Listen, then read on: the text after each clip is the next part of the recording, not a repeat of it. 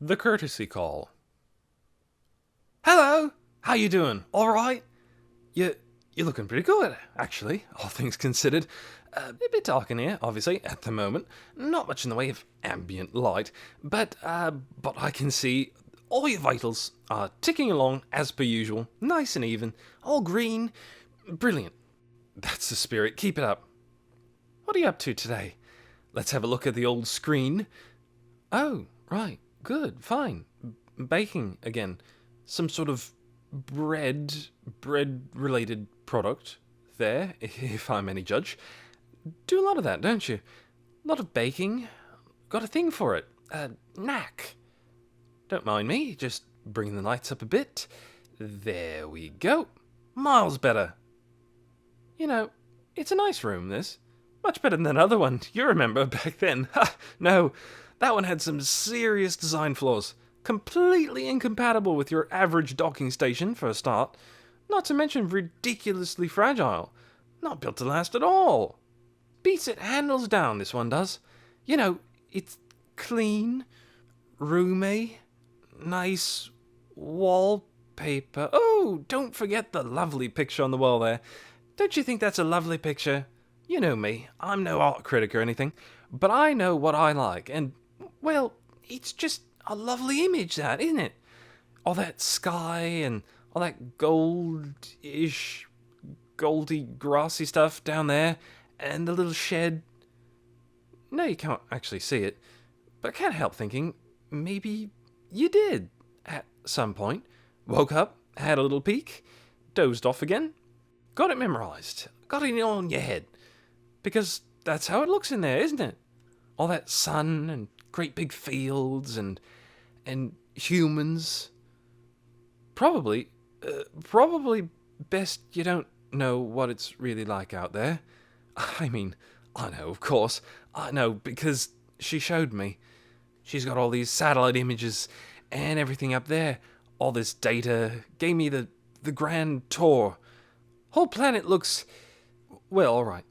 Picture a mouldy gobstopper someone dropped down the back of a sofa, right? All grey with brown bits, bit chewed. And when you've got that, take that mental image and put it in space and make it thousands of miles across. That's what it's like. No, fine. You're still baking. Not listening to old Wheatley. Fair enough, I suppose.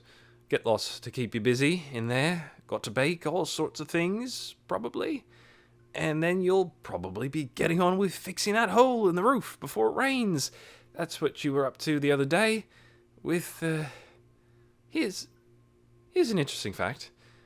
Know what it rains now, out there? When it rains? Well, neither do I, actually. Not a chemist. But it puts a bloody great big holes in metal, whatever it is. Nasty stuff.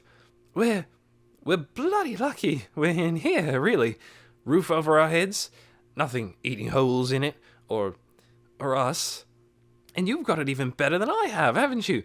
End of the day, you get to lie around in here all the time, thinking about baking and amateur carpentry. And here I am, looking after you. Vital, demanding job. She said it's supposed to be a punishment, but I have to admit, I'm not seeing it myself. I mean, I'm not dead, and you're not going to kill me, which is what you'd be doing if you were awake, no doubt. That'd be your hobby of choice, I'm guessing, if you weren't snoozing away in here dreaming about ovens. Have to say, though, man alive, have you got an imagination. I'd never have known. Wouldn't have suspected it for a moment all that time when you were running around here with your scary face on, breaking things and murdering people. But it's all going on in there, isn't it? You'd think, what with the massive traumatic brain damage and everything, all the bashing around that clump of grey jelly between your ears took back then, there'd be nothing going on at all. You'd think it'd just be static up here on the screen. Static, fuzz, please stand by, or something. Picture of a little girl with a clown.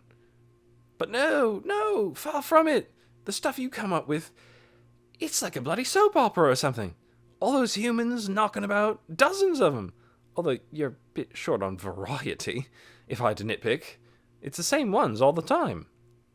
There's the ginger, and the one with the great big fluffy face, and the little midget with the wellies. She says it's the effect of an escapist delusion on a vegetative psyche. I'm not going to argue, mostly because between you and me, I'm not actually 100% sure what that means, but I've got to say, you look pretty happy. You know, for a vegetable. All these years, not even so much as a yawn out of you. Not a blink since she pulled you back through. All just too much for your squishy little organic brain, I suppose. Checked out, cashed in your chips, flown the coop. Lying there, all those wires in your head, and that little sort of smile. You're not coming back, are you? I mean, good. You're a flippin' lunatic. Could have killed us all with that little moon stunt. But it'd be nice if you at least pretended you were listening sometimes. Nodded, coughed, anything. But no, as I said, you're too busy with all your little make-believe friends in there.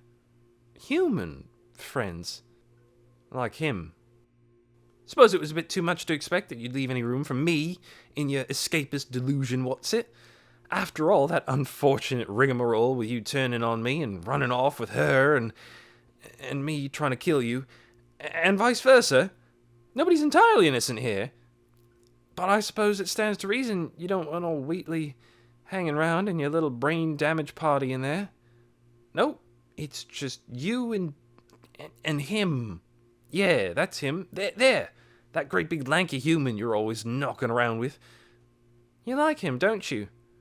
All your vitals. Dopamine. Neurotrophine. Oxytocin. Other things ending in "ine." All up. And the things you two get up to. Whew, talk about science. It's almost as if he was real. Might be a tiny bit jealous about that, to tell the truth. I mean, what has old Goggle Features got that I haven't? Apart from the legs, and the whole opposable grip thing, and the being a figment of your imagination thing, and the not trying to kill you thing too, I suppose. But come on, you basically brought that on yourself. Hardly my fault, was it? And I can't help thinking sometimes, what if? Not much, not often. I mean, you know me, ever the optimist. And like I said, I've got a good gig here. Looking after you, staying out of her way. It's not exactly running the whole facility, but it's, well, it's something. I suppose it's just, well, it was nice of her to put this screen in here for me, considerate of her, so I can see what you're up to in that head of yours. What if things had gone differently? What if the whole world up there wasn't all smog and green lightning and the sort of rain that sets fire to trees? What if it was like the picture? All sky and grass and baking? What if you hadn't turned out to be basically a murderous, evil monster of a woman? What if I hadn't... That could have been me. That great big lanky git in there. You know? You could have taken me with you, like we planned. And obviously the whole legs issue would have been a bit of a problem, but yours always worked all right, didn't they? You could have carried me. And you were a dab hand at carrying. Good upper body strength. You could sit me places, and I could give you advice about things, and about baking, or... That could have been us. I suppose, on the whole, things are better the way they are. I mean, let's face it, I'm an artificial personality construct. You're a psychopathic primate with extensive brain damage. It was never going to work. It was never going to work. Oh, see, this always happens.